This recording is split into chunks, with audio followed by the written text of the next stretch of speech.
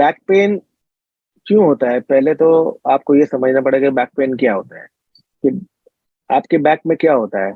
आपके बैक में बोन्स है, जिसको वर्टिब्रे बोलते हैं। ये आपकी स्पाइन है, तो आप ये देखेंगे तो इसमें आपको बोन दिख रही है, ये वर्टिब्रा है। ये बोन है। पीछे जाएंगे तो यहाँ पे ये जॉइंट होता है, यहाँ पर एक। तो ये एक बोन दूसरी बोन को जो होता है वो जॉइंट जॉइंट से होता है, तो वो जॉइंट भी होता है। दो बोन के बीच में आपके डिस्क है, जो हम लोग लेमन लैंग्वेज में इसको गादी बोलते हैं। ठीक है, और उसके पीछे स्पाइनल कॉर्ड होता है। ये डिस्क के पीछे स्पाइनल कॉर्ड होता है। तो ये जो आपका वो स्पाइन है, आगे से और पीछे से मसल्स और लिगामेंट्स के सपोर्ट से वो खड़ा है। हमारी बॉडी को काम क्या होता है? हम चल रहे हैं, हम झुक रहे हैं, हम साइड बेंडिंग कर रहे हैं। तो ये सब चीजों में क्या हो रहा है, हम हमारे मसल्स, जो एक साइड से मसल्स हैं वो कॉन्ट्रैक्ट होते हैं, दूसरे साइड से रिलैक्स होते हैं, और उसका बैलेंस बना के बॉडी रखती है। जब हम झुक रहे हैं तो कुछ मसल्स होते हैं जो पूरा रिलैक्स हो रही है और बॉडी को नीचे झुकने के लिए अलाउ कर रही है। कुछ मसल्स होते हैं पूरा उसको खिंचाव, उसमें पूरा स्पैजम या उसको कॉन्ट्रैक्ट करती है ताकि वो बॉडी को ज्यादा नीचे नहीं गिरने दे। तो it's a controlled contraction and relaxation of the muscle. तो इसमें क्या हो रहा है, बोन्स और जॉइंट्स के ऊपर पूरा पुल आ रहा है, और उसकी वजह से ये, अगर आपने अनअकस्टम्ड एक्सरसाइज की, जैसे कोई जिम में फर्स्ट टाइम गया और उसने बहुत ज्यादा वेट उठा लिया, या उसने कुछ ज्यादा ही कार्डियो कर लिया, तो उसके मसल्स और लिगामेंट्स रप्चर हो सकते हैं, डैमेज हो सकते हैं, उसके डिस्क डैमेज हो सकते हैं, क्योंकि मसल्स इतने सपोर्टिव नहीं होते हैं, उनको ट्रेनिंग नहीं होती। तो जब मसल्स डैमेज होगी, लिगामेंट मसल डैमेज होंगे, तो उसका डायरेक्ट इफेक्ट आएगा आपके बोन्स और डिस्क पर।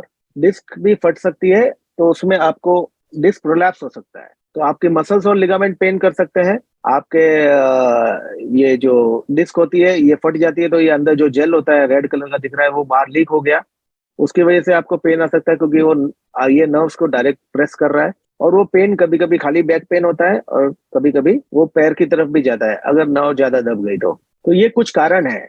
बोन्स, लिगामेंट, मसल, और आपके ये डिस्क जो नर्व को कंप्रेस कर रही है, उसकी वजह से आपको पेन होता है। अगर इसको इनिशियल स्टेज में ट्रीटमेंट नहीं करेंगे, तो ये एक्यूट से क्रॉनिक की तरफ आराम से बढ़ सकता है। क्योंकि ज्यादा करके क्रॉनिक बैक पेन वो उन लोगों को होता है जो लोग अर्ली स्टेज में ट्रीटमेंट नहीं करते हैं और उसको इग्नोर करते हैं, और वो सेम मिस्टेक बार बार करते रहते हैं। सबसे कॉमन जो most of the people who have back pain, उनको सबसे कॉमन क्या होता है? एक सडन पुल आना, या सडन उनको टाइटनेस लगना, और कुछ काम कर रहे हैं और उनको सीवियर एक बैक स्टिफ हो जाना। ये सब जो ग्रुप ऑफ पेशेंट्स हैं, उसमें सबसे कॉमन चीज है मसल पेन। मसल में ट्रिगर पॉइंट बन जाते हैं, मसल में कुछ इंजर हो जाता है मसल। तो ऐसे पेशेंट्स को मेनली बैक पेन होगा। उनको कोई रिफर्ड पेन या नीचे रेडिएटिंग पेन नहीं होगा, उनको कोई टिंगलिंग, नमनेस या हेवीनेस नहीं होगा। तो it's a pure muscle pain. अगर वो लोकलाइज्ड एक ही एरिया में है तो ज्यादा चिंता करने की जरूरत नहीं है। आप घरेलू इलाज भी कर सकते हैं इसमें। जैसे थोड़ा रेस्ट ले लीजिए, गर्म सेक कर लीजिए, हॉट फॉर्मेंटेशन बोल रहे हैं, थोड़ा सा स्ट्रेचिंग, और कभी कभी फिजियोथेरापिस्ट की हेल्प लेनी पड़ती है। तो आप वो घरेलू इलाज करके उसको ठीक कर सकते हैं। एक दो दिन में, 3 दिन में वो ठीक हो जाता है। दूसरा ग्रुप होता है जिसमें लो बैक पेन, या उसके साथ साथ आपको लेग पेन भी होता है, जिसमें आपको टिंगलिंग, जैसे हम ये हिंदी में या मराठी में बोलते हैं मूंगी आना, या झंझनाहट होना। और उसके साथ में कभी कभी, जैसे आपने बोला, सुई चुभना, या जलन होना। नर्व्स का जो पेन होता है वो ये टिपिकल पेन होता है, जिसमें टिंगलिंग होना, बर्निंग होना, कभी कभी प्रोलैप्स हो जाती है, जिसको स्लिप डिस्क या साइटिका बोलते हैं। वो कंडीशन होने की वजह से ये चीज होती है। तो इसमें आपको ज्यादा लेट नहीं करना चाहिए। इसमें यूजुअली हम इमिडिएटली मेडिकल मैनेजमेंट, फिजियोथेरापी और इन्वेस्टिगेशन करते हैं कि ये कितना सीरियस है। अगर ज्यादा बड़ी डिस्क है तो वहां पर कुछ हम दूसरा ट्रीटमेंट कर सकते हैं, जिसमें पेन मैनेजमेंट इंजेक्शन वगैरह होती है। और कभी कभी कोई पेशेंट्स में रेड फ्लैग साइन होते हैं। तो ये एक थर्ड ग्रुप होता है जिसमें सिम्टम्स बहुत ही ज्यादा होते हैं, कि severe back pain, patient move नहीं कर पा रहा है, पेशेंट को चलने फिरने में दिक्कत हो रही है क्योंकि उसमें पावर की कमी आ रही है, लेग में पैर पूरे सुन्न हो जा रहे हैं। कभी कभी कोई पेशेंट में यूरिन और स्टूल्स पास करने में कंट्रोल चला जाता है, तो उसको हम बोलते हैं कॉडा इक्विना सिंड्रोम। वो सबसे डेंजरस होता है। वो अगर आप उसको आप विद इन 24 to 48 आवर्स में ट्रीट नहीं करते हैं, नॉर्मली उसको ऑपरेटिव ट्रीटमेंट लगती है, इमीडिएट उसको डिकम्प्रेस करना पड़ता है।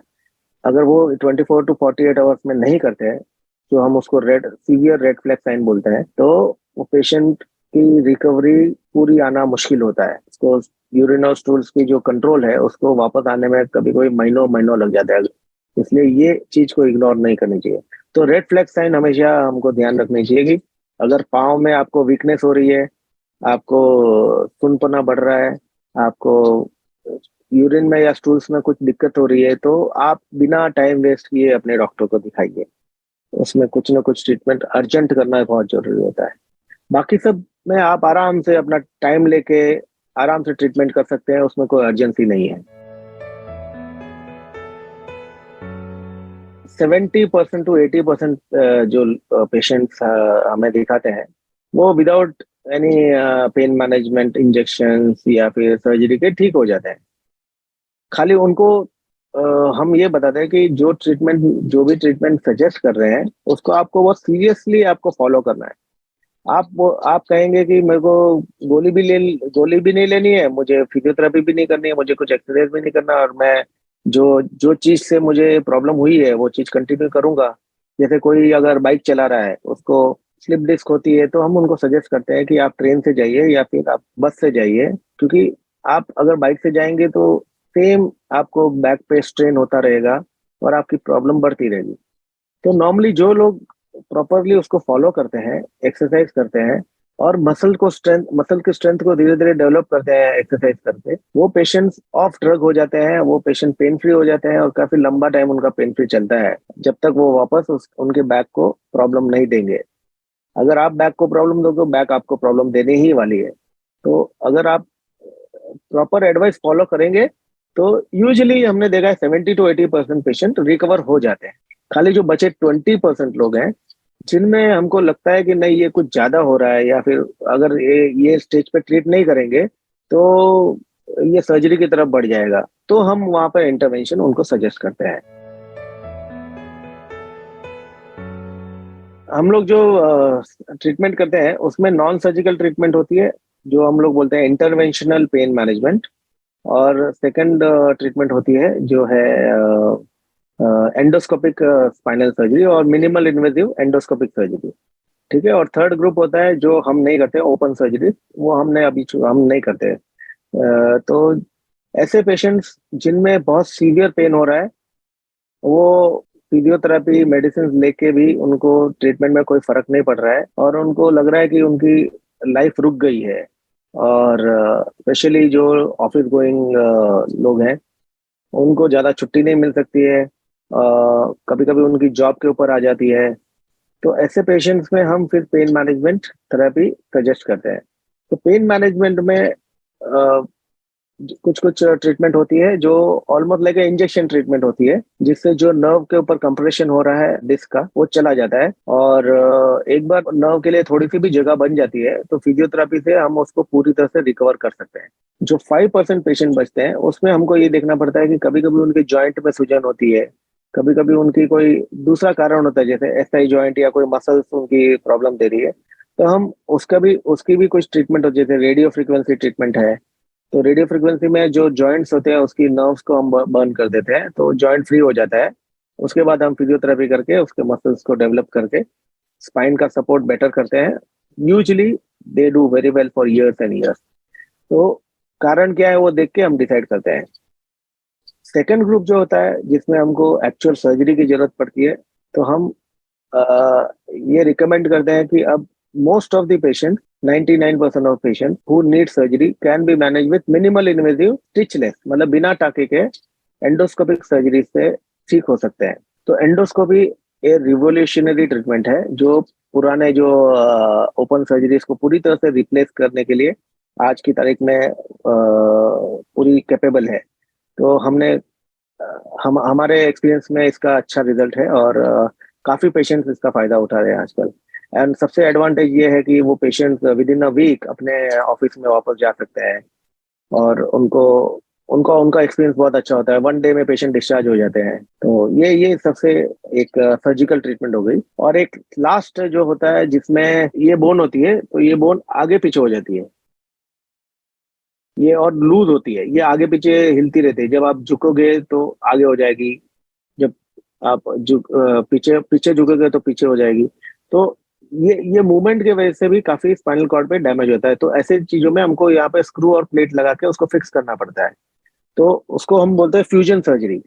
तो फ्यूजन सर्जरी ये भी लोकल एनेस्थेशिया में एकदम मिनिमल इन्वेजिव टाके से उसको की जा सकती है। जो पेशेंट हमारे पेन मैनेजमेंट के लिए आ रहे हैं, जो मेडिसिन, फिजियोथेरेपी और इंजेक्शन से ठीक हो रहे हैं, उनको हम यूजुअली 3 to 4 मंथ्स का एक रेस्ट्रिक्टेड एक्टिविटी का कोर्स देते हैं। हमारी एक टारगेटेड फिजियोथेरेपी होती है, और टारगेटेड फिजियोथेरेपी में उनको एक्सरसाइज कराई जाती है जिसमें बेंडिंग यूजुअली अवॉइड किया जाता है, ताकि डिस्क पे और जो मसल्स पे ज्यादा असर ना पड़े। पर 3-4 महीने के बाद हम उनको एनकरेज करते हैं, अगर उनकी स्पाइन बहुत ज्यादा डैमेज नहीं है तो एनकरेज करते हैं कि आप बाकी सब एक्टिविटी शुरू करिए। क्योंकि हमारा हमारा जो एम है वो ये नहीं है कि पेशेंट को हम रेस्ट्रिक्ट करें। हमारा एम है कि हम पेशेंट को उनकी लाइफ जीने के लिए और ज्यादा प्रोग्रेस करें और उनको एनकरेज करें। तो वो धीरे धीरे ऐसी लाइफ होनी चाहिए ताकि वो अपना सब एक्टिविटी कर सके। अनलेस पेशेंट को स्पाइन काफी डैमेज है, उनकी उम्र ज्यादा है और उनको ऑस्टियोआर्थराइटिस और दूसरी बीमारियां हैं, तो हम उनको रेस्ट्रिक्शन बोलते हैं, ताकि जैसे बेंडिंग नहीं करना, एक एक साथ ज्यादा देर नहीं बैठना। क्योंकि ज्यादा देर बैठने से मसल स्टिफ होके वो डिस्क पे डायरेक्ट इफेक्ट होता है, जॉइंट पे इफेक्ट होता है। तो मूवमेंट करते रहो एक 35 मिनट्स के गैप में। तो ये नॉर्मली बेंडिंग और continuous bending in one place we avoid. बाकी बहुत सारी एक्टिविटीज है, जैसे वॉकिंग है, वो हम एनकरेज करते हैं, स्विमिंग एनकरेज करते हैं। और रूटीन बैक एक्सरसाइज तो बहुत इंपॉर्टेंट है, क्योंकि कोर मसल्स ऑफ बैक वो जब स्ट्रांग होगी तो आपकी स्पाइन, जैसे ओल्ड एज में काफी लोगों को स्पाइन प्रॉब्लम होती है लेकिन उनको पेन कुछ नहीं होता है। क्यों? क्योंकि वो अपने बैक को एक्सरसाइज से स्ट्रांग रखे हुए हैं। वो उनकी हैबिट है कि वो डेली 45 मिनट्स वॉक करेंगे, तो उससे बैक मसल्स, उनके कोर मसल्स वो स्ट्रेंथ होते हैं, एब्डोमिनल मसल्स, थाई मसल्स, ये सब जब स्ट्रांग हो गए तो आपकी बैक के ऊपर प्रेशर नहीं आएगा। तो आपकी बोन भले वीक हो जाए लेकिन मसल्स ठीक ठाक है, मसल स्ट्रांग है, तो वो डायरेक्ट स्पाइन को डैमेज होने नहीं देते। तो कोर मसल स्ट्रेंथनिंग बहुत इंपॉर्टेंट है। तो मेन 2 चीजें अवॉइड करनी है, बेंडिंग और कांस्टेंट सिटिंग। लॉन्ग टर्म जैसे कंप्यूटर वाले बैठते हैं 6-6 घंटा, 8-8 घंटा एक साथ बैठ जाते हैं, वेरी डेंजरस, वेरी डेंजरस। ये that should not be done. कभी कभी जो ओल्ड एज में नॉर्मली होता है वो ऑस्टियोपोरोसिस का प्रॉब्लम होता है कि बोन्स बहुत वीक हो जाते हैं, क्योंकि मेनोपॉज होने के बाद यूजुअली फीमेल्स में ऑस्टियोपोरोसिस की स्पीड बहुत बढ़ जाती है। तो उनके जो बोन्स होते हैं बहुत वीक हो जाते हैं। तो उसमें जो जॉइंट्स होते हैं वो भी, उसका घसाव बहुत फास्ट हो जाता है। और कभी कभी बोन फ्रैक्चर भी हो जाते हैं, नॉर्मल एक्टिविटी में भी फ्रैक्चर हो जाते हैं। तो ये एक कॉमन चीज है जो ऑस्टियोपोरोसिस, उसको प्रिवेंट करना बहुत जरूरी है। रही बात ऑस्टियो अर्थराइटिस की, जो आप बात करें, अर्थराइटिस जो जॉइंट में इन्फ्लेमेशन होती है, वो अनअवॉइडेबल सिचुएशन है, जिसमें एक एज होती है, जैसे 55-60 के बाद धीरे धीरे वो काफी कॉमनली हर आदमी में वो प्रॉब्लम होती है। तो ऐसे पेशेंट में अगर पेन हो तो आपको इमीडिएट जल्दी उसको ट्रीटमेंट करके उसको ठीक करना चाहिए। इन्फ्लेमेशन होना ही है आपको, जैसे जैसे उम्र बढ़ेगी, वो एजिंग एजिंग रिलेटेड प्रॉब्लम है। बट ऐसा नहीं है कि उससे आपको पेन में सफर करना है। आप उसको फिजियोथेरेपी, एक्सरसाइज और प्रॉपर केयर से उसको ठीक कर सकते हैं। और अगर नहीं हो रहा है और पेन बहुत है, इन्फ्लेमेशन ज्यादा है, और तो फिर आपके पास एक नई ट्रीटमेंट आ गई है जिसको हम बोलते हैं रीजनरेटिव थेरेपी। बेसिकली एजिंग क्या है? It's a degeneration. आपके जो सेल्स हैं पुराने, वो डाई हो रहे हैं, ठीक है, मर रहे हैं। और हम उसको पूरी तरह से कैसे ठीक कर सकते हैं? उसको कर सकते हैं रीजनरेट करके, वो सेल्स को रीजनरेट करें। आपके कार्टिलेज या मसल्स, लिगामेंट, टेंडन, वो जो डैमेज हुए हैं उसको अगर हम वापस रीजनरेट कर सके, रीजनरेट करके हम आपकी सर्जरी जो है, जैसे आप 55 साल के हो, आपको नी सर्जरी किसी ने एडवाइस की है, तो ये थेरेपी से आपके 5 से 10 साल आराम से आप उसको पोस्टपोन कर सकते हैं। क्योंकि जब आप नी रिप्लेसमेंट करते हो तो नी का भी एक नी जो नी जॉइंट लगाते हैं उसकी भी एक लाइफ होती है, 15 साल, 12 साल। उसके बाद अगर आपकी लाइफ अगर उससे भी ज्यादा है तो आपको रीडू सर्जरी करनी पड़ती है। तो हम ट्राई करते हैं कि पेशेंट को 5-10 साल एक्स्ट्रा दे दें ताकि उसको लाइफ में सर्जरी एक ही बार लगे और नई नई लगे। दोनों ऑप्शन होते हैं कि नई भी लगे और लगे भी, तो एक ही बार लगे। तो रीजनरेटिव थेरेपी का ये बहुत बड़ा एडवांटेज है। तो इम्पोर्टेंट है कि आप जॉइंट का हेल्थ अच्छा रखिए, एक्सरसाइज करिए, और जब भी जरूरत हो तो आप रीजनरेटिव थेरेपी लेकर उसको नी को वापस रीजनरेट करके यंग कर दीजिए, ताकि आपके डैमेज, रीजनरेशन तो होना ही है, तो वो डैमेज धीरे धीरे हो तो भी आप सर्जरी की तरफ बहुत लेट जाए।